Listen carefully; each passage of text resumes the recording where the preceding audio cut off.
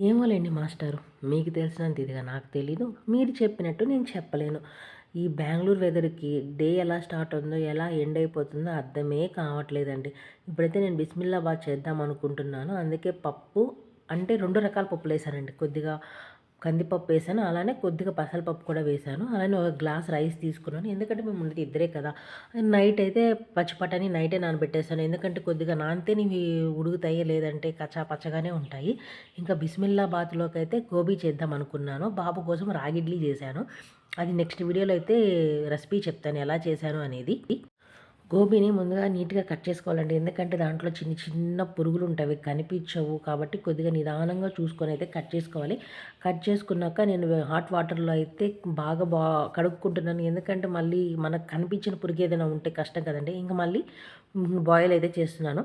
బిస్మిల్లాబాత్‌లోకి 2 tomatoes, ఒక onion, beans, carrot తీసుకున్నాను. ఇంక మీ దగ్గర ఇంకేమన్నా కూరగాయలు మునక్కాయ లేదా వంకాయ ఇంకేమున్నా తీసుకోవచ్చు. నేను కట్ చేసుకుంటూ అయితే రెడీ చేసేస్తూ ఉన్నాను. నెయ్యి అయితే వేశానండి. ఇంటి దగ్గర నుంచి నెయ్యి తెచ్చాను కదా! చూపించాను కదా లాస్ట్ వీడియోలో. ఇంకా 2 బిర్యానీ ఆకులు, జీలకర్ర సన్నగా కట్ చేసుకున్న ఆనియన్ అయితే వేశాను. ఒక పక్క కట్ చేసుకుంటూ ఒక పక్క ప్రాసెస్ అయితే స్టార్ట్ చేసేసాను. అల్లం వెల్లుల్లి పేస్ట్ కూడా అప్పుడే ఫ్రెష్‌గా చేసుకున్నానండి. ఇంక టమోటాస్ అయితే సన్నగా కట్ చేసుకున్నాను. నేను చింతపండు కన్నా ఎక్కువ టమోటాసే వాడతాను. ఎందుకంటే చింతపండు అంత మంచిది కాదండి. పెయిన్స్ ఎక్కువొస్తాయి. ఒకసారి చూసుకొని వాడండి చింతపండు వరకు.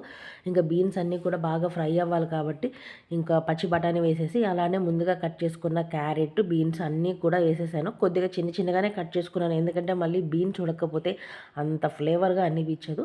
ఇంకా గోబీ కూడా ఒక పక్క ఉడికిపోయిందండి. చూస్తున్నారు కదా! ఇంక గోబీలోకి కార్న్‌ఫ్లవర్ కొద్దిగా, మైదా కొద్దిగా ఏసి అవి విడిపోకుండా బాగా టోస్ట్ చేసుకున్నాను. ఇంకా బిస్మిల్లాబాద్‌లో అయితే కొద్దిగా పసుపేసాను. అంటే పసుపు హెల్త్‌కి మంచిది. నేను కూడా పసుపు కొమ్ములు దంపించే వేస్తానండి పసుపు కూడా.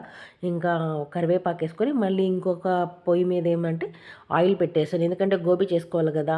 పచ్చిమిర్చి వేయడం మర్చిపోయాను. అప్పుడు గుర్తొచ్చింది కారప్పొడి కన్నా పచ్చిమిర్చి ఏస్తే టేస్ట్ బాగుంటుందని. ఇంకా గోబీ కూడా బాగా ఫ్రై చేసేసుకున్నాను. ఇంకా ధనియా పౌడరు అన్నీ మసాలాలేసాను. అలానే నేను బిస్మిల్లాబాద్ పౌడర్ దొరికితే అది కూడా వేశానండి. అది వేయడమే మంచి టేస్ట్ అయితే అరోమా ఒక ఫ్లేవర్ వస్తుంది. అది తిన్నామన్న ఇదిగా ఉంటుంది. ఇంకా అన్నిటికి మసాలాలు బాగా పట్టాక అప్పుడు నేను ముందుగా సోక్ చేసి పెట్టుకున్న కందిపప్పు, పెసరపప్పు అయితే వేశాను. అలానే బియ్యం కూడా వేశాను. బియ్యానికి 1:3 ఏసాను. పప్పు అయితే 1:2 ఏసానండి వాటరు. ఒకసారి చూసుకొని మీరు కూడా అట్లనే ట్రై చేయండి.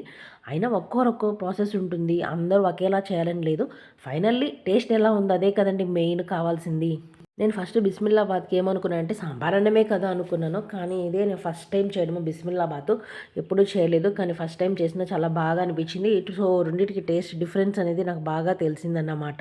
ఇంక ఎప్పుడైనా ఖాళీగా ఉంది, ఎప్పుడైనా గబగబా వెళ్ళిపోవాలి అన్నప్పుడు ఇది చేసుకోవచ్చు. దీంట్లోకి నాన్ వెజ్ ఏదైనా ఉంటే నంచుకొని ఇంకా సూపర్ ఉంటుందండి.